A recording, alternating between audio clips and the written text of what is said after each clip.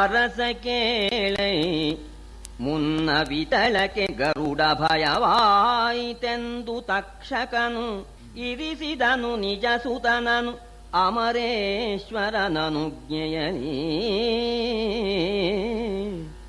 ಇರಲಿರಲು ಸುತರಾದರು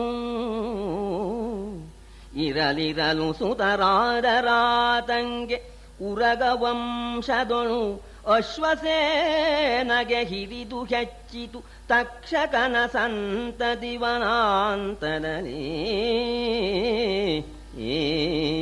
ಮಹಾರಾಜ ಜನಮೇಜಯ, ಈ ಹಿಂದೆ ಪಾತಾಳ ಲೋಕಕ್ಕೆ ಗರುಡನ ಭಯ ಉಂಟಾಯಿತು. ಆಗ ತಕ್ಷಕ ಇಂದ್ರನ ಸಮೀಪಕ್ಕೆ ಬಂದು ಕೇಳ್ಕೊಂಡ. ತಕ್ಷಕನಿಗೂ ಇಂದ್ರನಿಗೂ ಪರಮ ಸ್ನೇಹ. ತಕ್ಷಕನ್ನ ಇಂದ್ರ ಯಾವತ್ತೂ ಬಿಟ್ಕೊಡೋದಿಲ್ಲ, ಅವರವರಿಗೆ ಅಷ್ಟು ಅನ್ಯೋನ್ಯ. ಹೋಗಿ ಹೇಳಿದ್ನಂತೆ, ಪಾತಾಳ ಲೋಕಕ್ಕೆ ಗರುಡನ ಭಯ ಆಗ್ಬಿಟ್ಟಿದೆ, ನಮ್ಮ ವಂಶಾನೇ ಹಡ ಹೋಗುತ್ತೆ, ಇಂಥ ಭಯ ಬಂದಿದೆ ಎಂದಾಗ ಸ್ನೇಹಿತನಿಗೆ ಭರವಸೆ ಕೊಟ್ಟ ಇಂದ್ರ. ನೀ ಯಾಕೆ ಯೋಚನೆ ಮಾಡ್ತೀಯ, ನಮ್ಮ ವನ ಇದೆಯಲ್ಲ, ಅಲ್ಲಿ ನೀನು ಅಲ್ಲಿ ಬಿಡಾರ ಮಾಡ್ಬಿಡಪ್ಪ, ನಿನ್ ಸಂಸಾರ ಅಲ್ಲಿ ತಂದು ಹಾಕ್ಬಿಡು, ಪಾತಾಳದಲ್ಲಿ ಭಯ ತಾನೆ, ಇಲ್ಲಿ ನಿರ್ಭೀತಿ, ನಮ್ಮ ವನ, ಯಾರು ಏನು ಮಾಡೋ ಹಾಗೆ ಇಲ್ಲ ಅಂದಾಗ ಸರಿ ಇಂದ್ರನ ಭರವಸೆ ಮೇಲೆ ತಕ್ಷಕ ಇಲ್ಲಿ ಬಂದು ಸಂಸಾರ ಹೂಡ್ಬಿಟ್ಟ. ಎಲ್ಲೆಲ್ಲೂ ಹುತ್ತುಗಳು, ಸರ್ಪದ ಮನೆ ಅಂದ್ರೆ ಹುತ್ತ ತಾನೆ. ಆ ತಕ್ಷಕನ ಮಗ ಅಶ್ವಸೇನ ಅಂತ, ಅವನಿಗೆ 1,000 ಮಕ್ಕಳು, ಆ 1,000 ಮಕ್ಕಳಿಗೆ 1,000. ಹೀಗಾಗಿ ಆ ಕಾಂಡವನ ತುಂಬಾ ಆಗ್ಬಿಟ್ಟಿದೆಯಂತೆ ಈ ತಕ್ಷಕ ಸಂತತಿ. ಈ ಅಗ್ನಿಗೆ ಬೇಕು, ಆ ಸರ್ಪದ ಮೇಧಸ್ಸು ಬೇಕು. ಆ ಅಗ್ನಿ ಒಂದ್ ಕಡೆಯಿಂದ ಸುಟ್ಕೊಂಡು ಬಂದವನು ಆ ಹುತ್ತುಗಳಲ್ಲಿ ವಾಸ ಮಾಡ್ತಾ ಇತ್ತಲ್ಲ, ಈ ತಕ್ಷಕನ ಸಂತತಿ ಅಶ್ವಸೇನ ಇವರೆಲ್ಲ ಅಲ್ಲಿ ಬಂದು ಅಗ್ನಿ ನುಗ್ಗಿದ್ದಾನೆ. ಅಗ್ನಿ ಜ್ವಾಲೆ ಒಳಗೆ ನುಗ್ತಂತೆ ತೂರ್ತು, ಆ ಹುತ್ತದ ಬಂಧದಲ್ಲಿ ತೂರ್ತಾ ಇದೆ ಅಗ್ನಿ ಜ್ವಾಲೆ. ಆ ಮಹಾವನವನ್ಹಿ ಭೂತಸ್ತೋಮ ಸಂಹೃತಿ ಕರ್ಮ ಶೌನಿಯೋದ್ದಾಮವಗಾಹಿಸುತ್ತ ಬರುತ್ತಿದೆ ಮುಂದೆ ಚೂಡಿಯಲಿ. ಧೂಮ ಬಿಳಿದುದು ಹುತ್ತಿನಲಿ, ಧೂಮ ಬಿಳಿದುದು ಹುತ್ತಿನಲಿ, ನಿಸ್ಸೀಮ ಜನಿತ ಜ್ವಾಲೆಗಳ ಝಳವು ಆ ಮಹೋರಗ ಚಯವ ಚುಂಬಿಸಿತು ಅರಸ ಕೇಳೆಲ್ಲ. ಸಮಸ್ತ ಪ್ರಾಣಿಗಳನ್ನು ಸುಡುತ್ತಾ ಸುಡುತ್ತಾ ಅಗ್ನಿಗೆ ಮಾಂದ್ಯ ಅಜೀರ್ಣ ಎಲ್ಲ ಪರಿಹಾರವಾಗಿ ಶೌರ್ಯ ಹೆಚ್ಚಿಬಿಡ್ತಂತೆ. ಹೆಚ್ಚಿದ ಅಗ್ನಿನ ತಡೆಯೋಕೆ ಯಾರಿಗೆ ಯೋಗ್ಯತೆ? ಈ ರೀತಿ ಅಜೀರ್ಣ ಹೋಗಿ ಶೌರ್ಯ ಹೆಚ್ಚಿರ್ತಕ್ಕ ಆ ಅಗ್ನಿ ಆ ಹುತ್ತದ ಮೇಲೆ ನುಗ್ಗಿಬಿಟ್ಟಿದ್ದಾನೆ, ತನ್ನ ಜ್ವಾಲೆಗಳನ್ನ ಹರಡ್ತಾ ಇದ್ದಾನೆ. ಸರ್ಪಗಳೆಲ್ಲ ಸುಟ್ಟು ಉರಿದು ಭಸ್ಮ ಮಾಡ್ತಾ ಇದೆಯಂತೆ.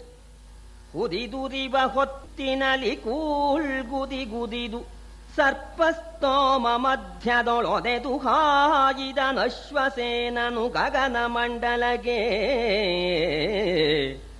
ಕೆದರಿದವು ಕೆಂಗಿಡಿಗಳು, ಕೆದರಿದವು ಕೆಂಗಿಡಿಗಳು, ಉರಿಯುಬ್ಬಿದುದು ಘುಳು ಘುಳು ರಭಸಮಿಗೆ ಹೆಚ್ಚಿದುದು ತಬ್ಬಿದುರೀತನನು ತಡವರಿಸಿ ಗಗನದಲ್ಲಿ. ಹುತ್ತದ ಒಳಗೂ ಪ್ರವೇಶ ಮಾಡಿ ಸಮಸ್ತ ಸರ್ಪಗಳು ಆ ಉರಿಗೆ ಸಿಕ್ಕಿ ಉರಿತಾ ಭಸ್ಮವಾಗೋದನ್ನು ನೋಡ್ಬಿಟ್ಟು ಅಶ್ವಸೇನ ಅಂತ ತಕ್ಷಕನ ಮಗ ಈ ಬೆಂಕಿಯಿಂದ ಪಾರಾಗಬೇಕು ಅಂತ ಹೇಳಿ ಮೇಲಕ್ಕೆ ಹಾರಿದ್ದಂತೆ. ಇವ ಎತ್ತರವಾಗಿ ಶರಪಂಜನ ಸುತ್ತಲೂ ಬೇಲಿ ಹಾಕಿದ್ದಾನೆ. ಆ ಮೇಲಕ್ಕೆ ಹಾರಿ ಪಾರಾಗಬೇಕು ಅಂತ ಅಶ್ವಸೇನ ಹೋಗ್ತಾ ಇದ್ರೆ ಇವ ಮೇಲಕ್ಕೆ ಹಾರಿದಷ್ಟೂ ಈ ಅಗ್ನಿ ತನ್ನ ಜ್ವಾಲೆನ ಮೇಲಕ್ಕೆ ಮಾಡ್ತಾ ಇದ್ದಾನೆ, ತಡವರಿಸಿಕೊಂಡು ಹೋಗ್ತಾ ಇದ್ದಾನೆ. ಅಗ್ನಿ ಜ್ವಾಲೆ ಆ ಅಶ್ವಸೇನನ್ನ ತಡವರಿಸಿಕೊಂಡು ಹೋಗ್ತಾ ಇದೆಯಂತೆ. ಈ ಅಗ್ನಿ ಜ್ವಾಲೆಯನ್ನು ತಪ್ಪಿಸಿಕೊಂಡು ಆ ಅಶ್ವಸೇನ ಪಾರಾಗಬೇಕು ಅಂತ ಹೋಗ್ತಾ ಇದ್ದಾನೆ. ಉರಿಯ ಗಂಟಲ ನೊದೆದು ಫಣಿ ಮಿಕ್ಕುರವಣಿಸೆ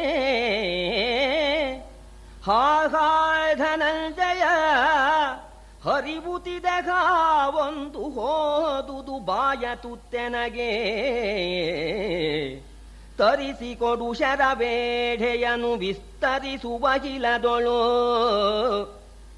ಬಾಯ ತುತ್ತನು ತರಿಸಿಕೊಡು ಶರವೇಢೆಯನು ವಿಸ್ತರಿಸುವ ಕಿಲದೊಳು ಎನಲು ವೈಶ್ವಾನರನ ಮಾತಿಗೆ ನಗುದ ಕೊಂಡನು ವಿಜಯ ಗಾಂಡಿವವ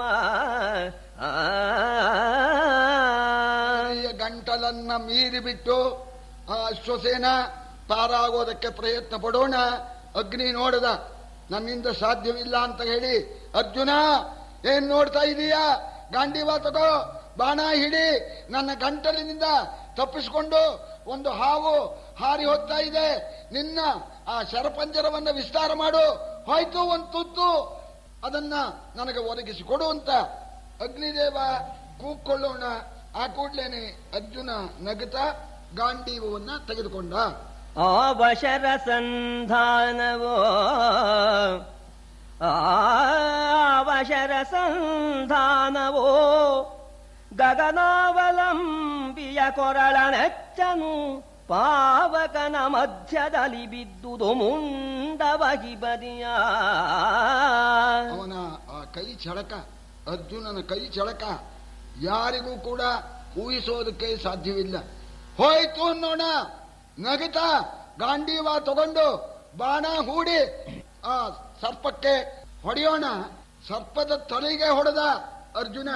ಆ ಅಶ್ವಸೇನ ಬುದ್ಧಿವಂತ, ಅವನು ತಪ್ಪಿಸ್ಕೊಳ್ಳೋದಕ್ಕೆ ಒದ್ದಾಡ್ತಕ್ಕವನು ಮುಂದಕ್ಕೆ ಹೋಗ್ಬಿಟ್ಟ. ತಲೆ ಗುರಿ ಹೊಡೆದ ಇವನು ಶಿರಸ್ಸಿಗೆ. ಅವನು ತಪ್ಪಿಸ್ಕೊಂಡು ಮುಂದಕ್ಕೆ ಹೋಗೋಣ.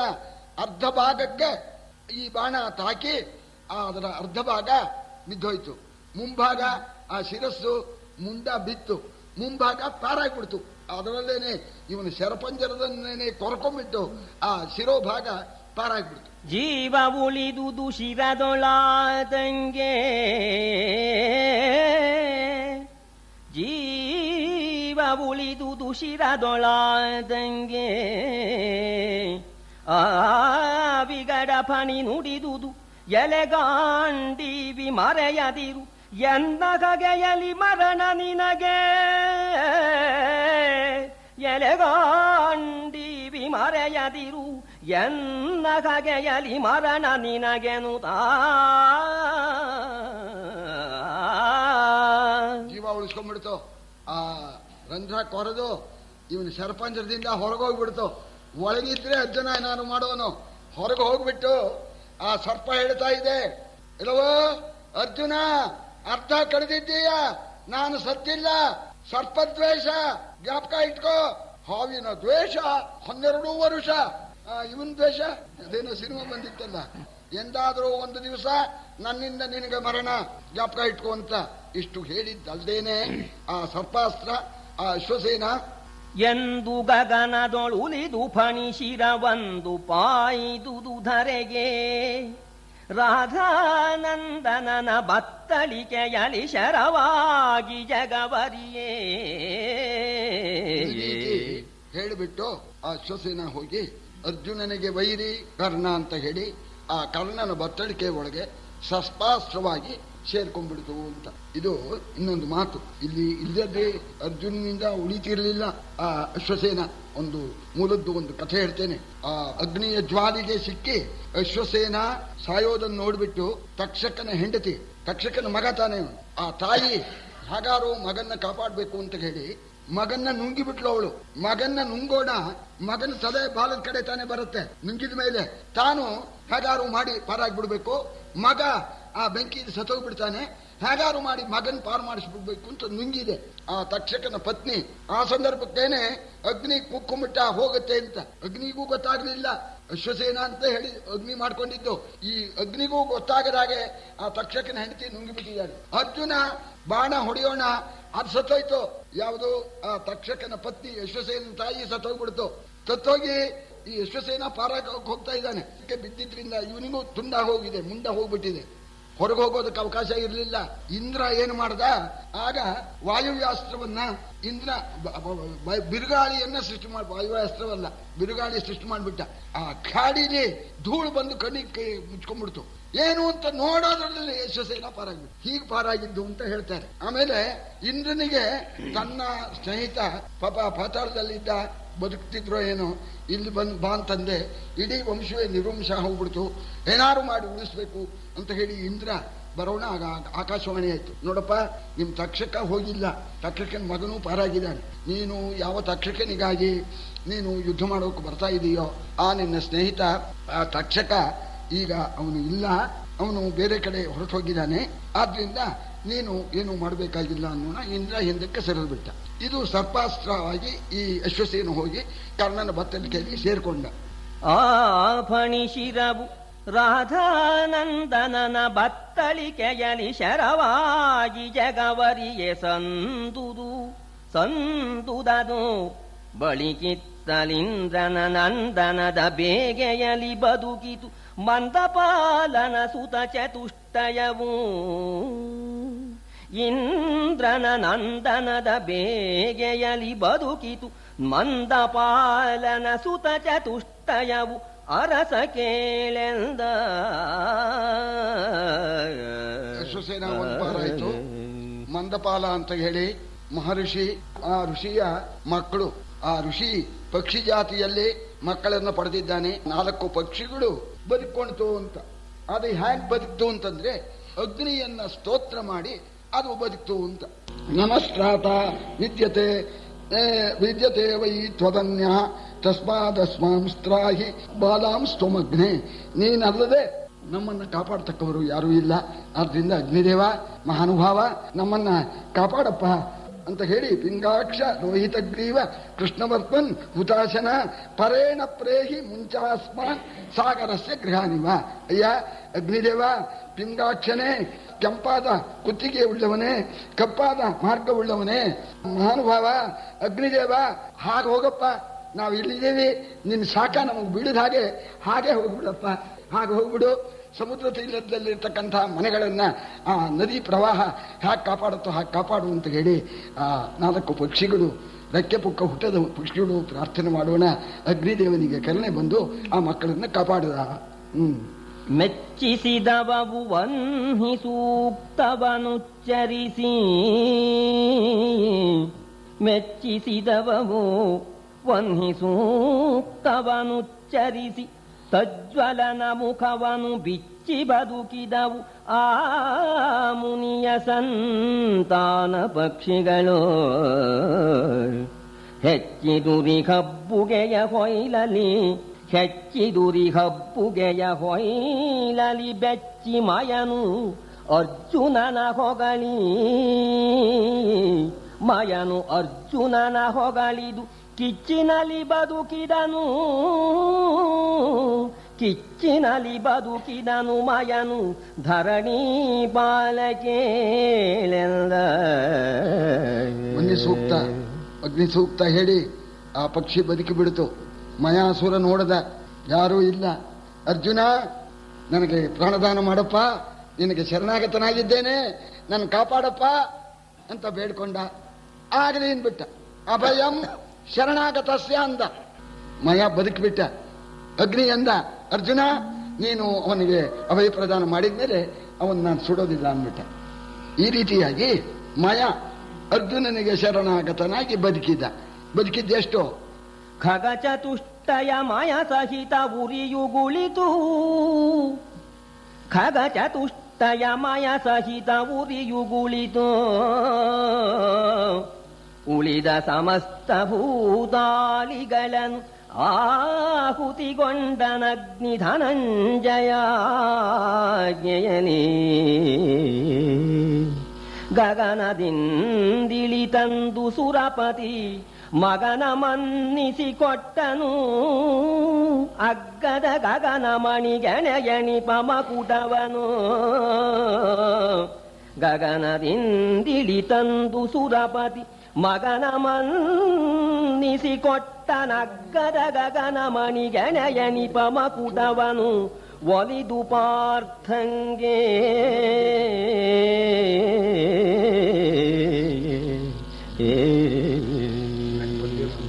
ಅಗ್ನಿಯಿಂದ ಬದುಕೊಂಡ್ತು 4.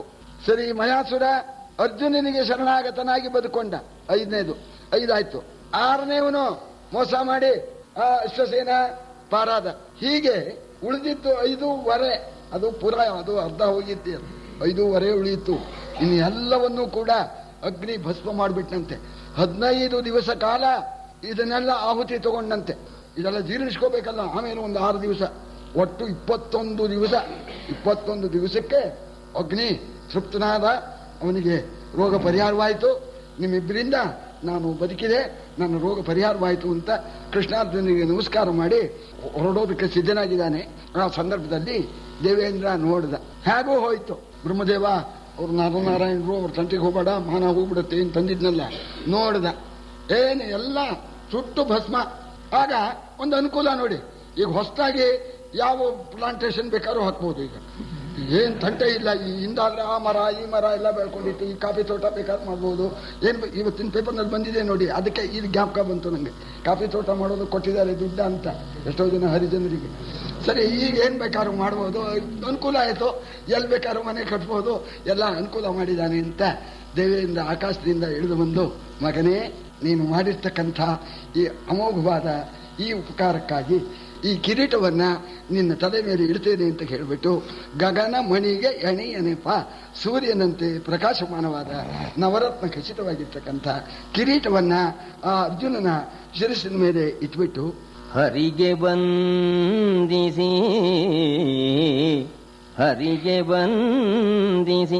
ಮಗನ ದೊಲಿರಾದರಿಸಿ ಮರಳಿದ ನಿಂದ್ರನು. ಇತ್ತಲು ಭರದಿ ನಿವರೈ ತಂದರು ಇಂದ್ರಪ್ರಸ್ಥಪುರವರೆಗೆ. ಧರಣಿಪತಿಗೆ ಆಖಾಂಡವದ ದಲ್ಲುರಿಯ ಹೋಮದ ಹೊಸ ಕಥೆಯ ವಿಸ್ತರಿಸಿ ಹೇಳಿದನ ಸುರರಿಬೂ.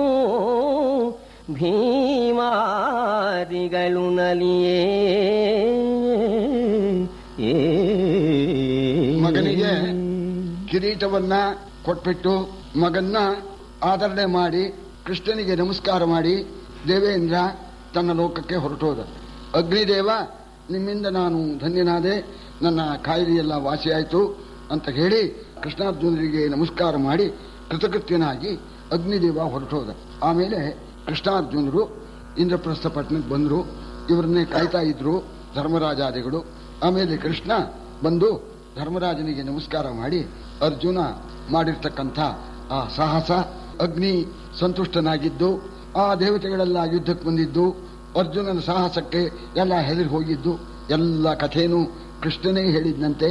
ಆ ಕೃಷ್ಣನ ಬಾಯಲ್ಲಿ ಆ ಕಥೆ ಕೇಳಿಬಿಟ್ಟು ಧರ್ಮರಾಜ, ಭೀಮ, ನಕುಲ, ಸಹದೇವ ಎಲ್ಲ ಬಹಳವಾಗಿ ಸಂತೋಷಪಟ್ಟಿದ್ದಾರೆ. ದಾರುಣೀಶ್ವರ ರೈವರನು ಸುಕುಮಾರ ವರ್ಗವನು ಆ ಸುಭದ್ರಾ ನಾರಿಯನು ಪಾಂಚಾಲಯನು ತತ್ಸಕಲ ಬಾಂಧವರ ಸೂರಿಗಳ ಸಚಿವಾದಿ ನೃಪ ಪರಿವಾರವನು ಪತಿಕರಿಸಿ ಬಂದನು ದೋರಕಿಗೆ. ಹರುಷದಲ್ಲಿ ಗದುಗಿನ ವೀರನಾರಾಯಣ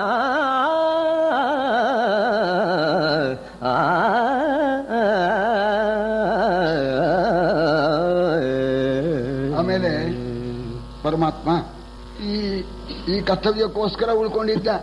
ಅಗ್ನಿ ಕಾಯಿಲೆ ವಾಸಿ ಆಗ್ಬೇಕು, ಅರ್ಜುನಿಗೆ ಗಾಂಡೀವ ದೊರೀಬೇಕು, ಈ ಎಲ್ಲ ಉದ್ದೇಶ ಇಟ್ಕೊಂಡು ಬಲಭದ್ರಾದಿಗಳನ್ನು ಕಳಿಸಿ ಕೃಷ್ಣ ಇಂದ್ರಪ್ರಸ್ಥದಲ್ಲಿ ಉಳ್ಕೊಂಡಿದ್ದ. ಆ ಕರ್ತವ್ಯ ಎಲ್ಲ ಮುಗೀತು. ಆ ಕಥೆ ಚೆನ್ನಾಗಿ ಹೇಳ್ದ, ಎಲ್ಲ ಸಂತೋಷಪಟ್ರು. ಆಗ ಹೇಳ್ದ ಧರ್ಮರಾಜನ ಹತ್ರ, ಬಹಳ ದಿವಸ ಆಯ್ತಪ್ಪ, ಅಪ್ಪ ಅಮ್ಮನ್ನ ಜ್ಞಾಪಕ ಆಗ್ತಾ ಇದೆ, ಅಪ್ಪ ಅಮ್ಮನ್ನ ನೋಡ್ಬೇಕು ಅಂತ ಅನ್ನಿಸ್ತಾ ಇದೆ, ಮಕ್ಕಳನ್ನು ನೋಡ್ಬೇಕು ಅಂತ ಅನ್ನಿಸ್ತಾ ಇದೆ ಅನ್ನೋಣ. ಆಗ ಧರ್ಮರಾಜ ಆಗಲಿ ಕೃಷ್ಣ ಅಂತ ಹೇಳಿದ್ದಾನೆ. ಆಗ 5 ಪಾಂಡವರಿಗೂ ಹೇಳಿ ತಂಗಿ ಹತ್ರ ಬಂದು ಸುಭದ್ರಿಗೆ, ಅಮ್ಮ ಹೋಗಿ ಬರ್ತೇನಮ್ಮ ಅಂತ ಸುಭದ್ರಿಗೆ ಹೇಳಿ, ದ್ರೌಪದಿಗೆ ಹೇಳಿ, ಕುಂತಿಗೆ ನಮಸ್ಕಾರ ಮಾಡಿ ಆ ಆಸ್ಥಾನದಲ್ಲಿರ್ತಕ್ಕಂಥ ಸೂರಿಗಳಿಗೆ ವಂದಿಸಿ, ಸೂರಿಗಳು ವಿದ್ವಾಂಸರು, ಆ ಆಸ್ಥಾನ ಪಂಡಿತರು, ಅವರೆಲ್ಲಿಗೆಲ್ಲ ನಮಸ್ಕಾರ ಮಾಡಿ, ಪುರೋಹಿತರಾದ ಸೌಮ್ಯರಿಗೆ ನಮಸ್ಕಾರ ಮಾಡಿ ಭಗವಂತ ಕೃಷ್ಣ ಪರಮಾತ್ಮ ದ್ವಾರಕಾಪಟ್ಟಣಕ್ಕೆ ಹೋಗೋದಕ್ಕೆ ಸಿದ್ಧನಾಗ್ತಾ ಇದ್ದಾನೆ ಅನ್ನೋದಕ್ಕೆ ಆದಿ ಪರ್ವ ಮುಗಿಸಿದ್ದಾರೆ. ಇಲ್ಲಿ ಪರಮಾತ್ಮ ಹೇಗೆ ಹೊರಟ ಅಂತ ಮುಂದೆ ಸಭಾಪರ್ವದಲ್ಲಿ ತಗೊಳ್ತಾರೆ. ವ್ಯಾಸಭಾರತದಲ್ಲೂ ಹಾಗೆ ಇದೆ. ಅದಕ್ಕೆ ನಾನು ಇಲ್ಲಿ ಹೋದನು ದ್ವಾರಕಾಪಟ್ಟಣಕ್ಕೆ ಅಂತಿದೆ, ಹೋಗೋದಕ್ಕೆ ಸಿದ್ಧನಾಗಿದ್ದಾನೆ ಅಂತ ಯಾಕೆ ಹೇಳಿದೆ ಅಂದ್ರೆ, ನಾಳೆ ಸಭಾಪರ್ವ ಶುರುವಿಗೆ ಕೃಷ್ಣ ಬಹಳ ದಿವಸ ಆಯ್ತಪ್ಪ ಅಂತ ಧರ್ಮರಾಜನ ಹತ್ರ ಕೇಳೋದು, ಆಗ್ಲಿ ಹೋಗಿ ಬಾ ಅಂತ ಹೊಂದ್ಬೇಕು. ಅದು ನಾಳೆ ಬರುತ್ತೆ. ಪರಮಾತ್ಮ ಸಿದ್ಧನಾಗಿದ್ದಾನೆ ದ್ವಾರಕಾಪಟ್ಟಣಕ್ಕೆ ಪ್ರಯಾಣ ಮಾಡೋದಕ್ಕೆ.